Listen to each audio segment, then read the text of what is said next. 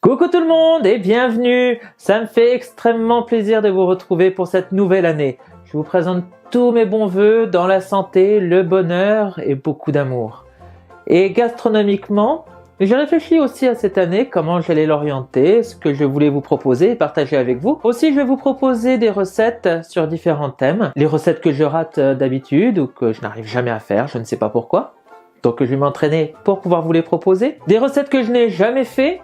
Donc une totale découverte, aussi bien des recettes de chez nous, mais également d'autres pays. Des recettes que j'adore ou que l'on adore manger à la maison. Des recettes que je vais inventer, parce que parfois il y en a qui me passent par la tête. Et des tutos, parce que ça c'est toujours sympa. Et s'il y a des trucs que j'arrive à faire qui peuvent vous poser problème, et ben au moins comme ça je vous apporterai une solution. Du moins je l'espère. Et comme je considère que l'on est tous à peu près dans le même train, mon envie est surtout de proposer des recettes abordables, sans se ruiner, et sans avoir forcément des produits luxueux pour espérer avoir un bon goût. Alors on va commencer maintenant avec cette recette.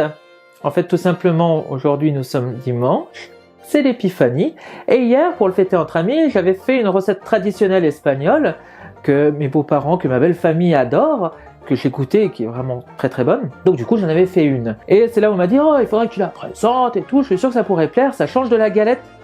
Ok. Et bah du coup, ce matin, je me suis mis à la faire. Un peu à la va-vite, certes, et à notre façon, à nous, puisqu'il y a certains éléments que nous n'apprécions pas forcément dans cette recette. Donc, je vous propose la recette de l'arroz con pereyes.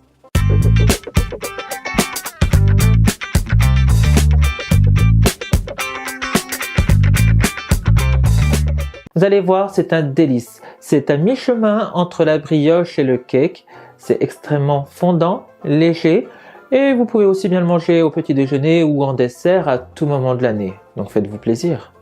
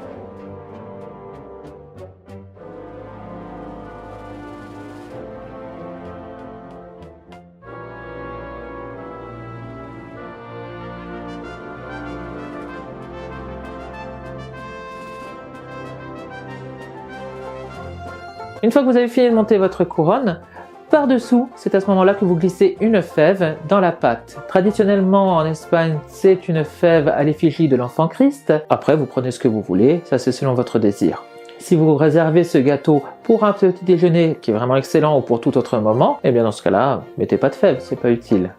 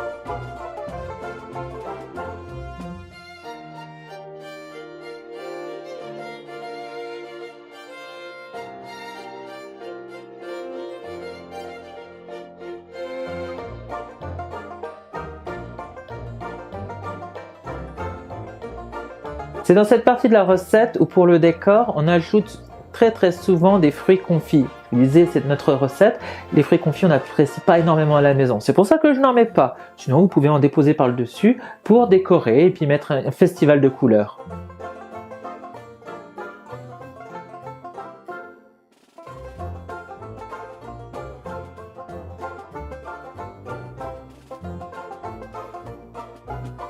Et voilà, la première recette de l'année.